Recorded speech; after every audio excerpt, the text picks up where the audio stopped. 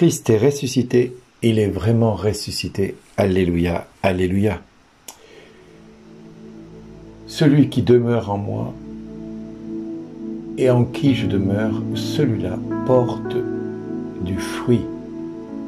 Un fruit qui va demeurer si vraiment nous sommes ce sarment qu'il a émondé, qu'il a taillé au long des années, depuis notre conception jusqu'à ce jour. Le Père enlève tout sarment qui porte du fruit. Il le purifie en le taillant afin qu'il en porte davantage. Et nous voyons souvent les épreuves du quotidien comme étant quelque chose de difficile à accepter. Oui, difficile à accepter. Nous imaginons que nous sommes maltraités par Dieu. Et c'est du reste ce que Thérèse d'Avila dira à Jésus.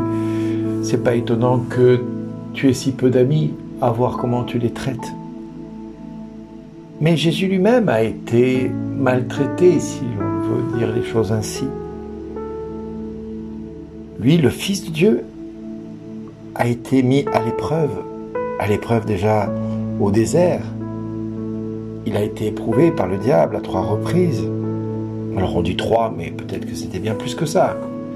40 jours au désert, vous pensez bien que 40 jours n'ont pas été 3 tentations pipi, c'est tout. Mais là j'extrapole. Le Christ a été éprouvé. Le Christ a été éprouvé jusqu'à la mort, et la mort sur une croix. Dans l'indignité de tous, il a été jugé, condamné. Il s'est rendu victime.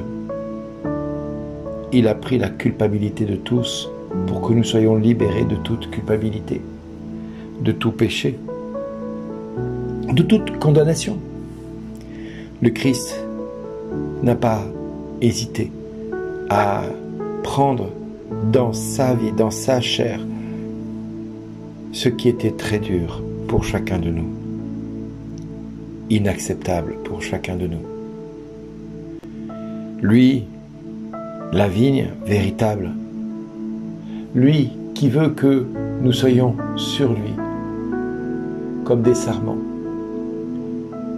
Car celui qui demeure en moi et en qui je demeure, celui-là porte beaucoup de fruits. Car en dehors de moi, vous ne pouvez rien faire.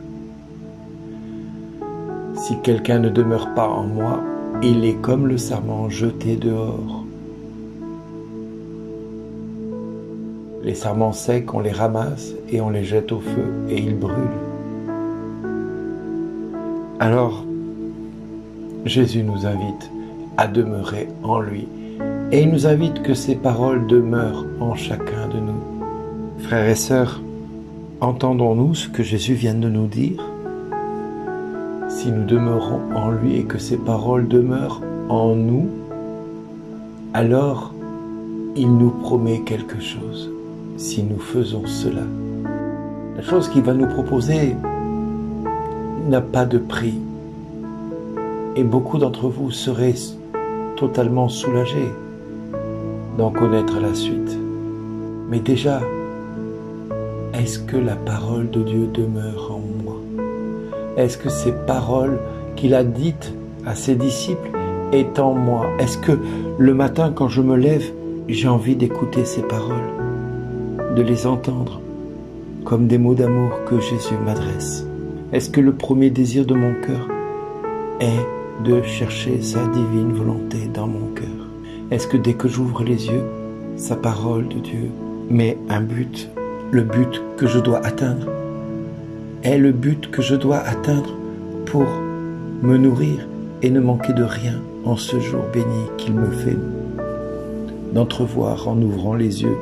Nous venons de dormir, nous nous sommes reposés, nous ne nous sommes pas souciés de ce qui se passait pendant notre sommeil. Nous avons dormi.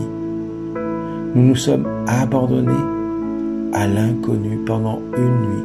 Pendant cette nuit, nous avons peut-être fait des rêves, des cauchemars. Nous avons peut-être mal dormi, mais le peu que nous ayons dormi, nous n'avions le contrôle sur rien de ce qui se passait autour de nous.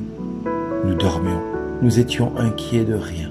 Pendant le temps où nous avons fermé les yeux, le monde s'est comme arrêté sous nos pas. Pourtant, il a continué à fonctionner.